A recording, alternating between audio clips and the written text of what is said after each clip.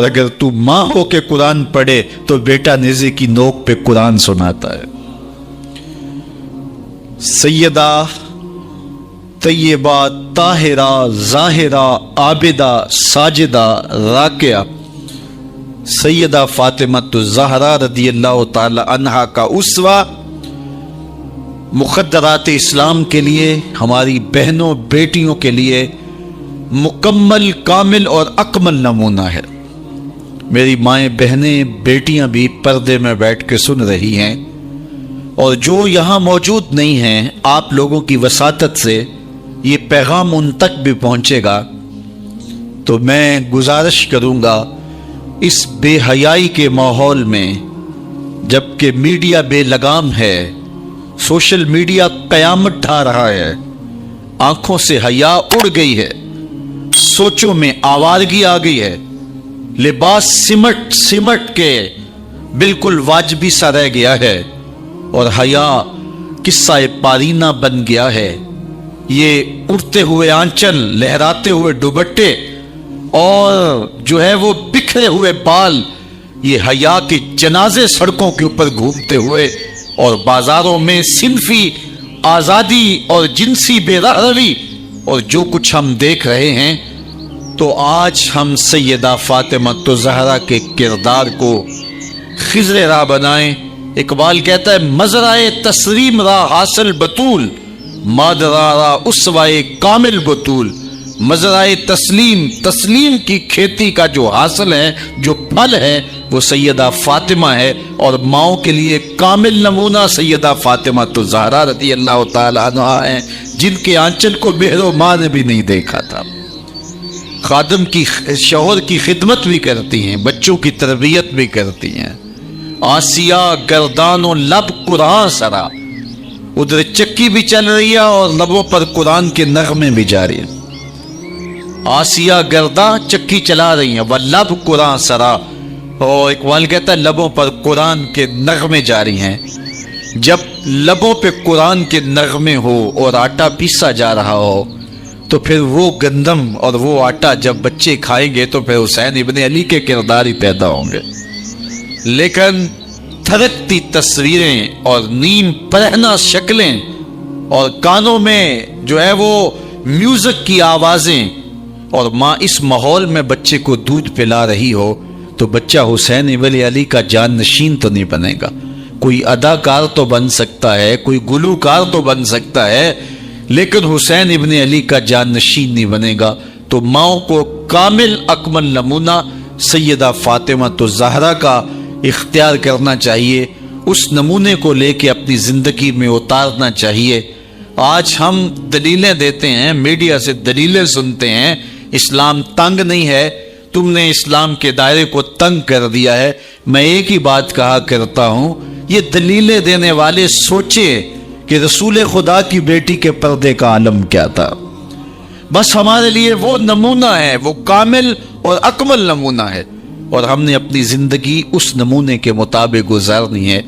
سیدہ پاک سلام اللہ علیہا کو اس بات کی فکر رہتی تھی کہ ساری زندگی تو میں نے اپنے پردے کی حفاظت کی، مرنے کے بعد جب پٹڑے کے اوپر ڈال کر کے لے جایا جاتا ہے لاش کو، تو اس وقت جسم جھلکتا ہے چھلکتا ہے تو بے پردگی ہوتی ہے۔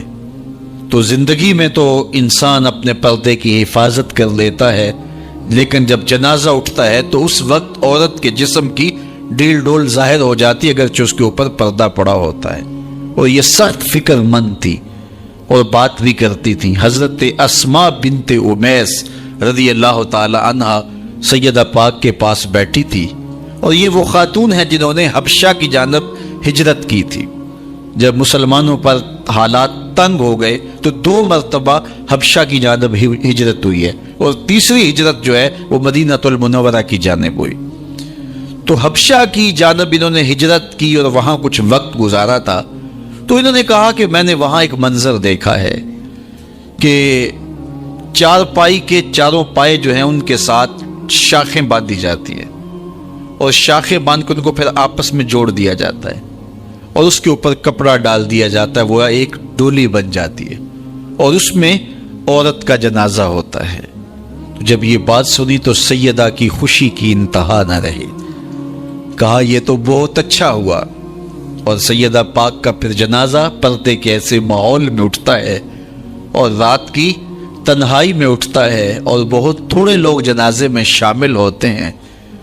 اور پھر سیدہ پاک سلام اللہ علیہا کے پردے کا عالم یہ ہے، اہل سیر نے لکھا ہے کل قیامت کے دن جب میدان حشر میں سیدہ تشریف لائیں گی تو 70,000 حوروں کے جلو میں ہوں گی، اور جب گزرے گی تو آواز آئے گی یا اہل الجمع غضوا ابصارکم لأن فاطمہ بنت محمد حتی تمر. اے نبیوں، رسولوں، پیغمبروں، اے صالحین، نیکوکاروں، اے حشر کے میدان میں جمع ہونے والے لوگوں، اپنی نظریں نیچی کر لو، محمد کی صاحبزادی گزر رہی ہے.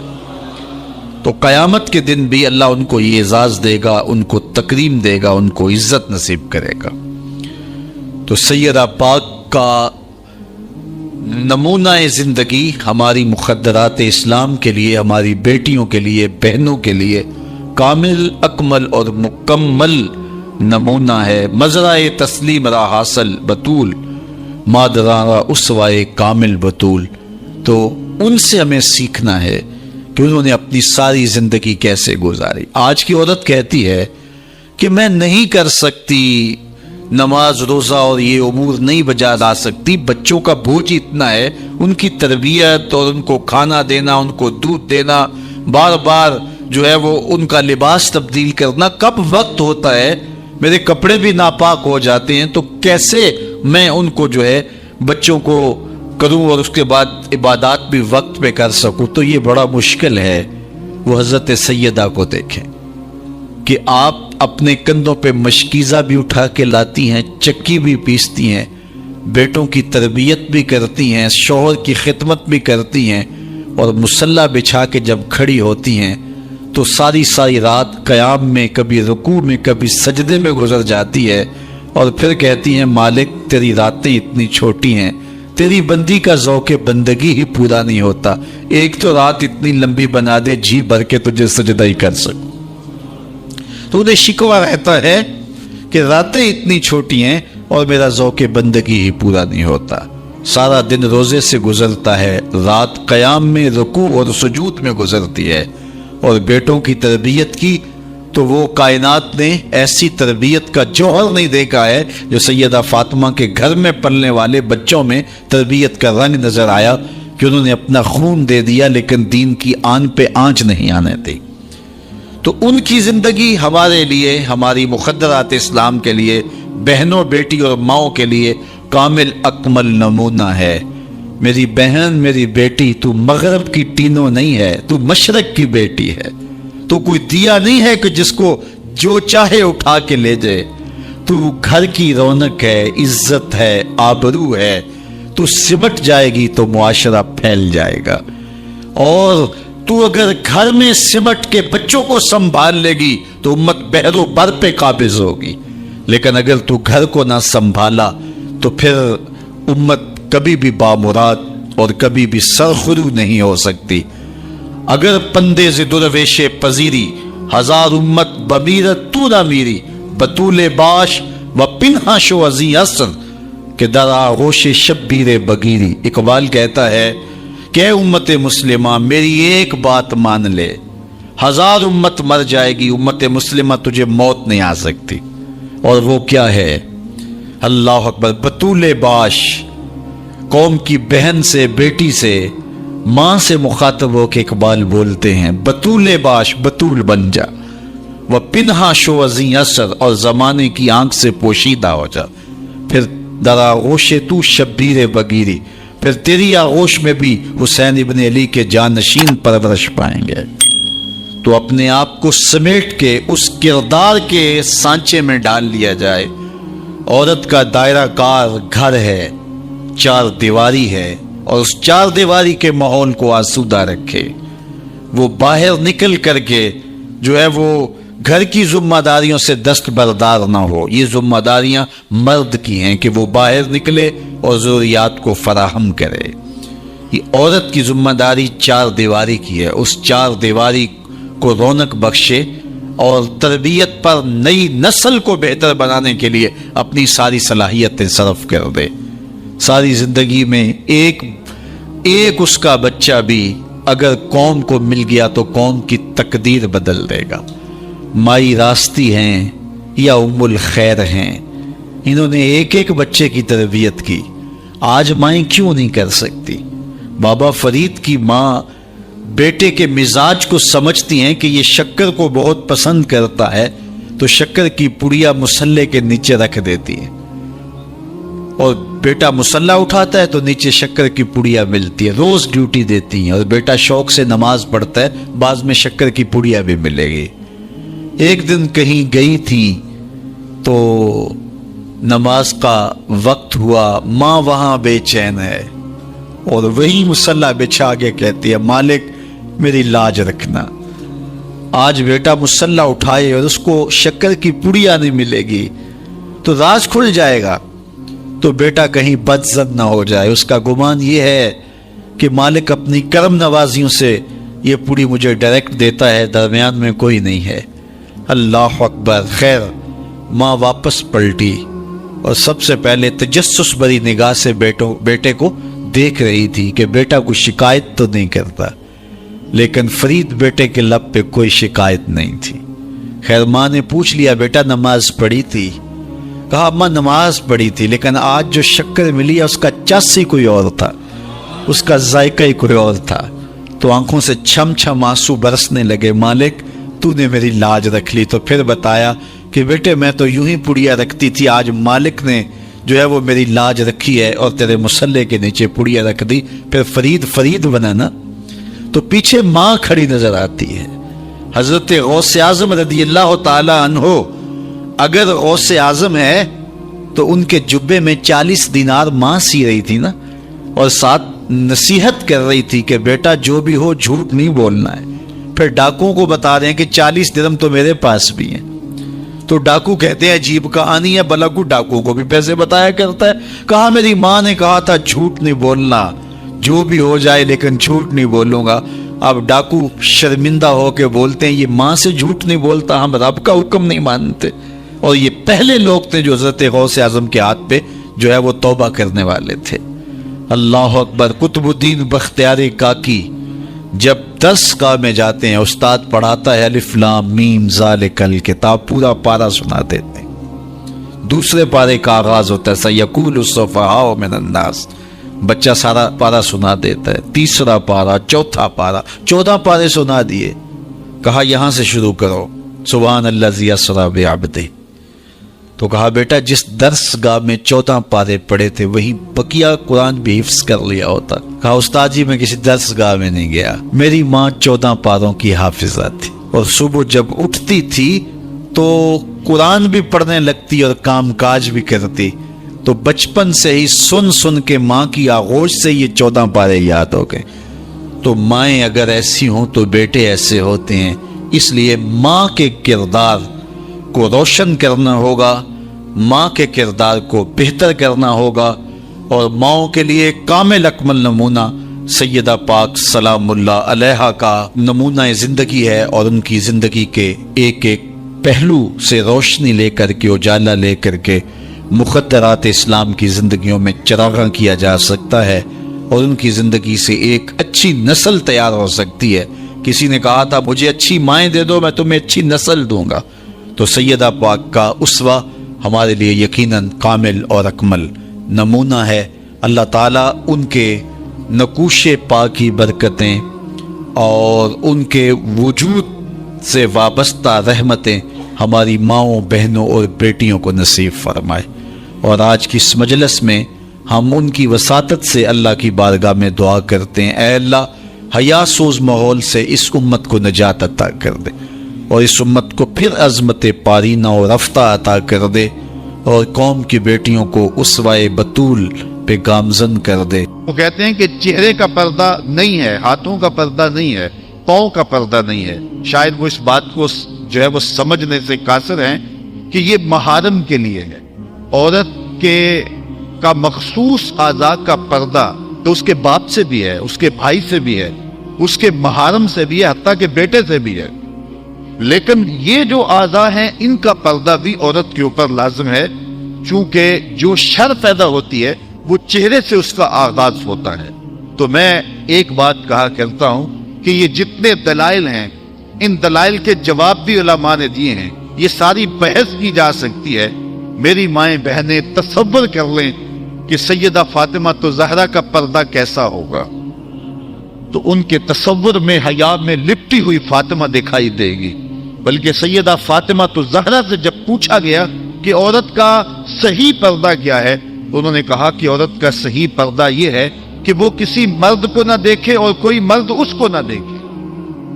حضرت عبداللہ ابن مکتوم رضی اللہ تعالی عنہ کے سامنے ازواج مطہرات نے پردہ نہیں کیا تو وہ آنکھوں سے نابینے تھے، تو حضور نے اس پر انہیں تنبیہ کی کہ تم نے پردہ کیوں نہیں کیا؟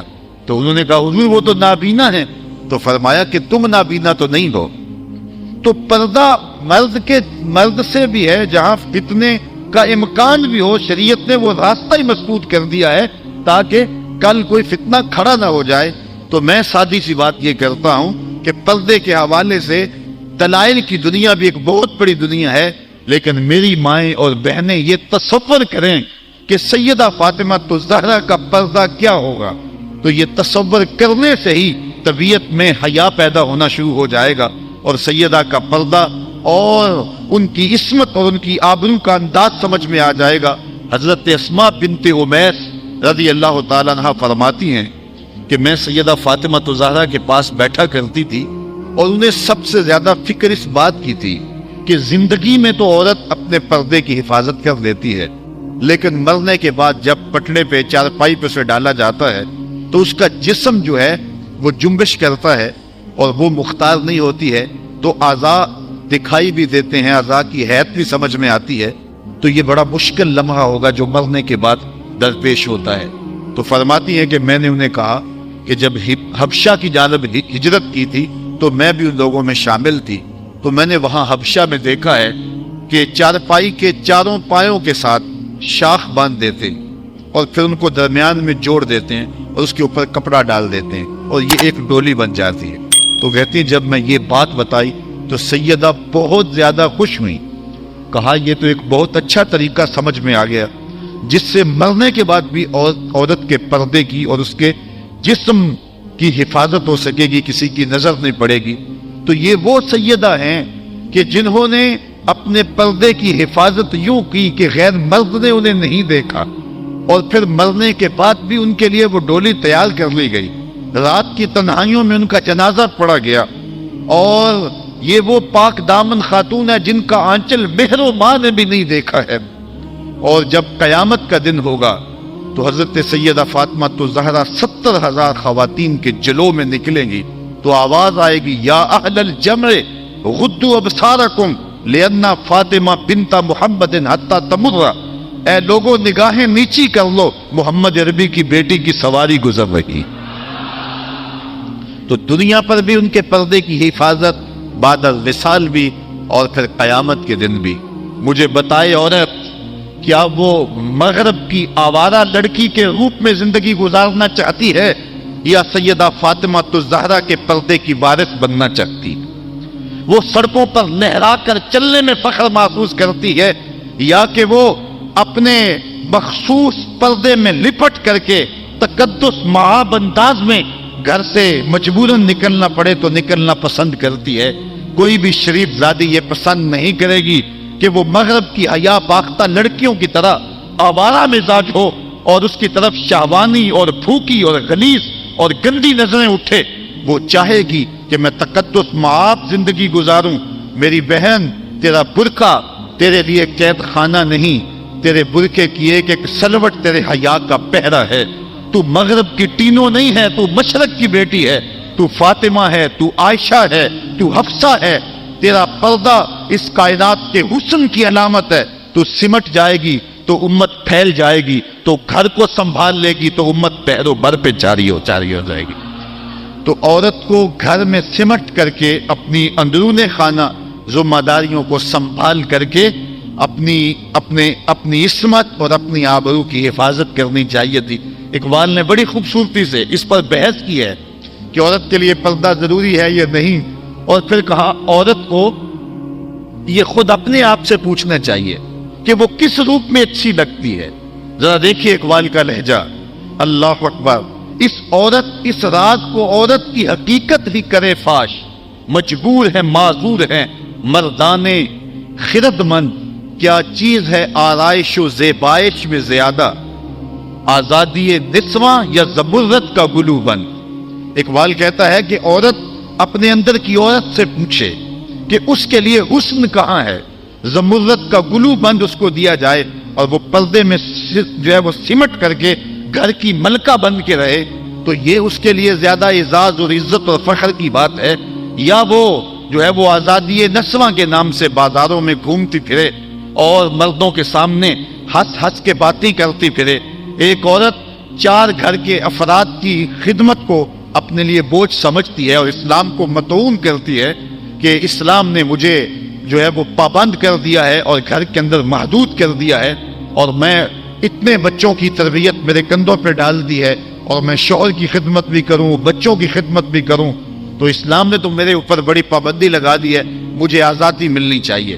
اور وہ عورت جو 4 بچوں کی خدمت اپنے لیے بوجھ سمجھتی ہے اور پھر وہ 300 مسافروں کو ہنس ہنس کے کبھی پانی پیش کرتی ہے کبھی کھانا پیش کرتی ہے, 300 مسافروں کو ہنس ہنس کے مسکرا کے لہک لہک کے پانی پیش کرنا اور کھانا دینا, اور مختلف ذہنیتوں اور گندی سوچوں کے حاملین لوگ بھی اس طبقے میں موجود ہوتے ہیں, اور ان کی شہوانی نظروں کا شکار ہونا. کیا عورت کے لیے یہ عزت ہے, یا عورت کے لیے یہ عزت ہے کہ گھر کی 4 دیواری میں سمٹ جائے اور تقدس ماحول کے اندر اپنے بچوں کی تربیت کرے. عورت کو جتنی ذمہ داریاں دی گئی ہیں وہ صرف ان کو سنبھال لے اور ان کے سنبھالنے کا حق ادا کر دے تو وہ ایک اچھے معاشرے کی تشکیل کی ضمانت بن جاتی ہے. سیدہ فاطمہ الزہرا رضی اللہ تعالی عنہا کا وجود ہمارے لیے ایک روشن, ایک منور اور ایک تابع جو ہے وہ وجود ہے, جس سے ہم مقدرات اسلام کی تربیت کے خد و خان لے سکتے ہیں. اقبال کہتا ہے تو نہ دانی کہ سوزے کراتے تو دیگر گوں کر تقدیر عمر را. میری بہن اگر تو بہن ہو کے قرآن پڑھے تو عمر کی تقدیر بدلتی ہے, اور اگر تو ماں ہو کے قرآن پڑھے تو بیٹا نیزے کی نوک پہ قرآن سناتا. کربلا کے تپتے ہوئے ریگزار میں پیاسا ہونے کے باوجود حضرت امام حسین جو باطل کے آگے ڈٹے ہوئے ہیں اور جھک نہیں رہے ہیں, اور 71 لاشیں کندھوں پہ اٹھا کے خیموں تک پہنچا چکے ہیں, پھر بھی استقامت کا کوئی گرا بنے ہوئے ہیں. یہ حسین ابن علی کا کمال تو دکھائی دیتا ہی دیتا ہے, لیکن ذرا غور کی آنکھ سے دیکھو پیچھے فاطمہ کے دودھ کا اثر دکھائی دیتا ہے. تو اگر مائیں پردے میں سمٹ جائیں